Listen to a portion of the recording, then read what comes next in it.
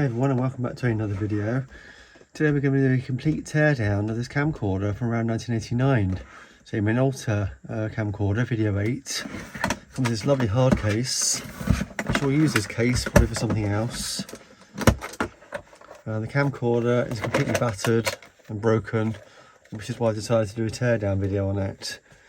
The model number is a 8100, model number 8100. That's the serial number there on the bottom. Looks like someone's already tried to get into it, so there's a bit of a screwdriver gouge there. Yeah, it's quite a lightweight camera. The viewfinder is broken off there. There's a black and white CRT in that, so hopefully we can salvage that. No tape stuck inside. It's completely dead, it doesn't do anything. Battery terminal broken there as well, so it's pretty useless. In there you've got the AC adapter and the RF adapter as well for sending the signal to the TV either via RF or RCA video. So let's open this thing up and see what's inside the camcorder from the late 80s. Quite a small unit, so this would have been a lot of money back in the day. Probably around about £800 or £900 probably. Let's have a quick look over it first. So you've got your power button there, VCR or camera, eject, date, counter, mode, memory reset, review, focus, manual auto, iris auto or manual override, shutter 1 or 1,000th of a shutter speed, take speed, long play or SP. I've got a macro button on the zoom, so I've got manual zoom and manual focus, lens made in Japan, and obviously you've got your zoom button on the top there.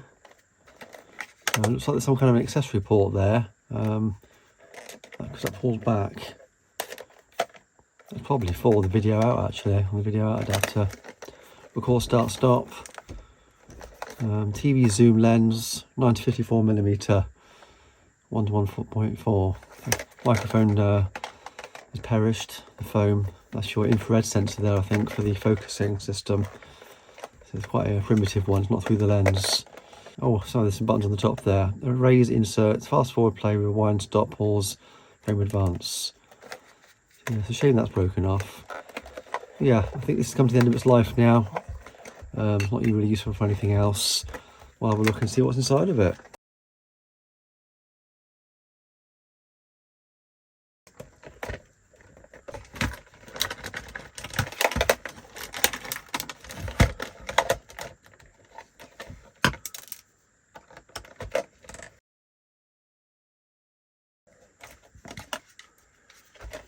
Let's have a look in this CRT viewfinder first, shall we?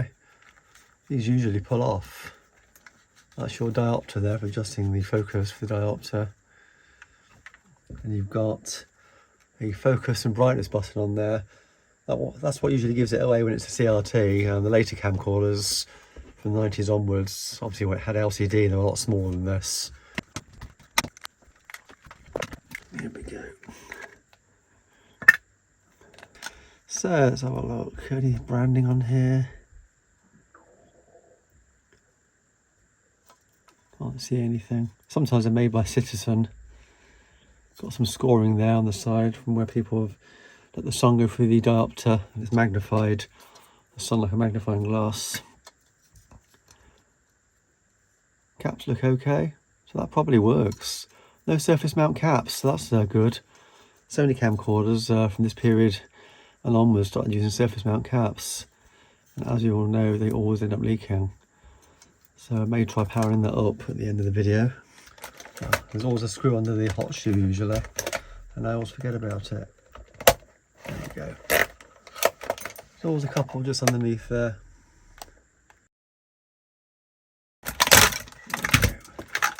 Well, I said it was a teardown. Well, that's interesting. Camera module is separate from the body of the actual tape drive. You usually see them done this way. There's a microphone, just in case anyone's interested. Got a board there with quite a lot going on it. So behind that will probably be everything to do with the camera module itself, and the video decks in there, entirely separate there.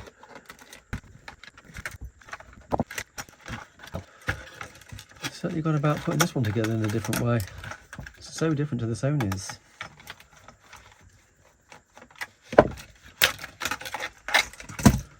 see if we've got a date code in here anywhere. No, nothing yet. Camera remote, that's what that plug's for then. And also the zoom button. So there we go, we've got the camera module there. Missing a screw somewhere. Ah, battery backup's there. Oh, that's good. Look, it was behind the cupboard there. Oh.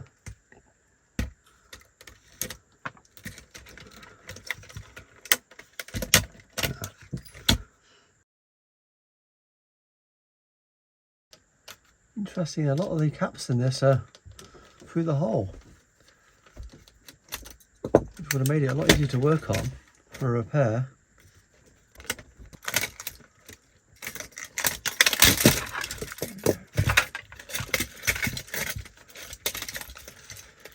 It's a fuse at the back there, by the looks of it.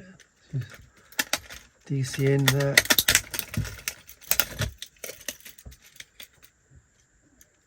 No date codes. Nothing unusual. Sony always puts them on. A lot of other manufacturers do as well. So let's see what we've got here. So that's essentially the inner workings of it. So let's start undoing these ribbon cables. So, somebody may have been in this already to do a repair. I can't see. Mind you, they could have been like that. There's some signs of leakage in here. So we've got some surface mounts here. But these ones here just look out of place to me. It's like someone's replaced some surface mount ones. A little bit of corrosion there as well. Next to my finger. Oh, that pinch wheel's starting to break down. Got all lumpy.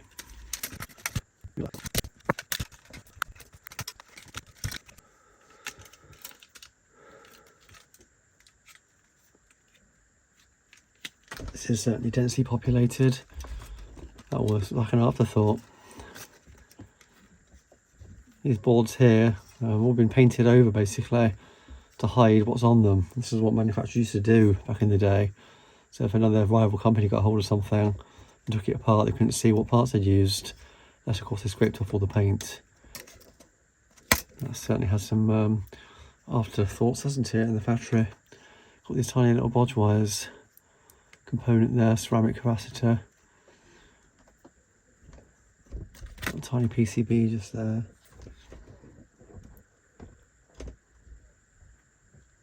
Certainly not the same quality as a Sony. Everything's got plugs on, it's all serviceable. That's what you were paying for back then. So if anything broke, just take it out and unplug it. Oh, look at all those adjustments. More bodge wires on the back. Revisions perhaps. I wonder what's in there. It's all soldered down. Have to heat it up with the heat gun to get that can off. Loads of full-size capacitors again. That one there, the legs go right down the bottom. Use the full length of the legs. So in the back of this here, where the CCD is housed, got a small motor there. Another motor there, so one for focus, one for zoom, presumably. And that's those sensors there, look. So it sends out a signal, bounces back, tells the camera where to focus. Here we go, that's the back of the CCD there. Let's pop it open so we can have a look inside. And there's the CCD, very small, very clean. The IR filter there, the blue filter, is still clean, unlike most of the Sonys from this time period, or some of them, especially the broadcast cameras. They all seem to go bad. Should this pop off? There we go. Piece of glass should just come off. There we are. Nice and clean. It's a shame they're all different sizes. The Sony ones around on the broadcast cameras.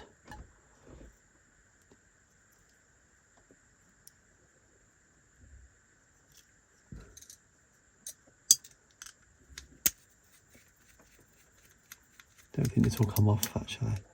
Don't think it's in a socket. No.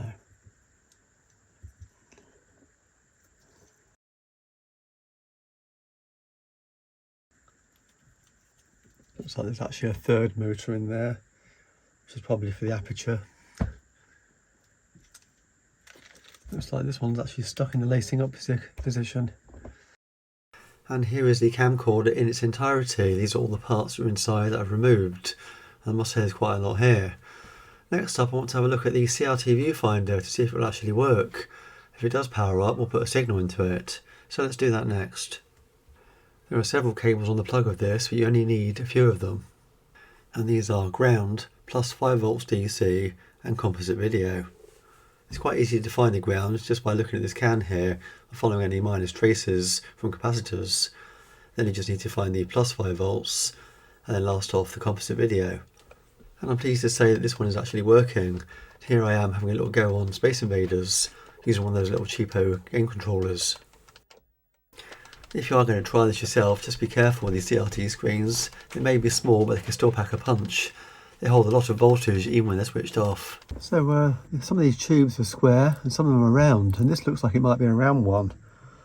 So let's see if we can pop the cover off. Sometimes the HT lead goes right to the front there, around the tube, and this one's all done at the back.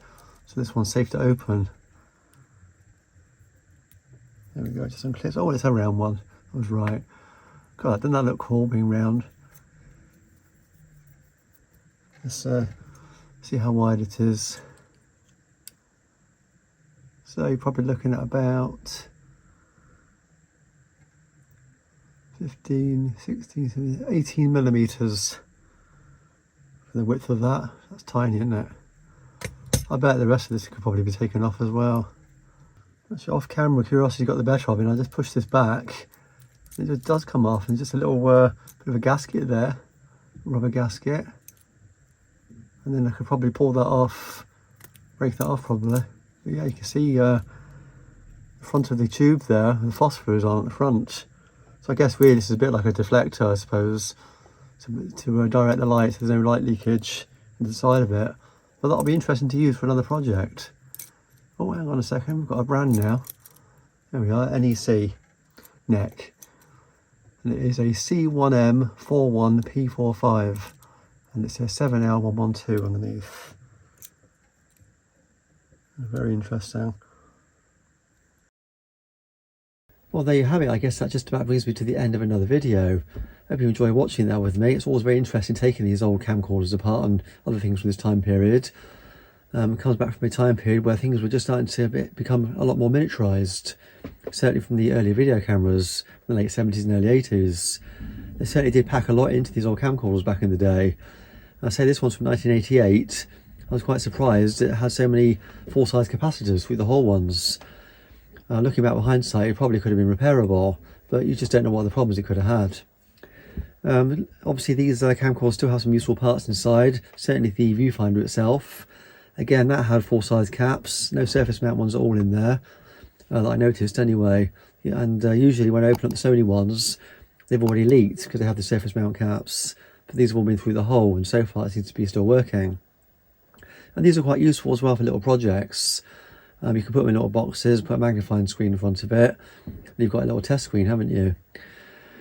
Well, I guess that just about brings me to the end of another video. As always, thanks for watching, and I'll be seeing you. And if you did enjoy watching this video, you may want to take a look at some of my other videos on similar themes. I'm always buying something on eBay, some more piece of technology, and trying to repair it. And as always, don't forget to like, subscribe and share. Thanks for watching.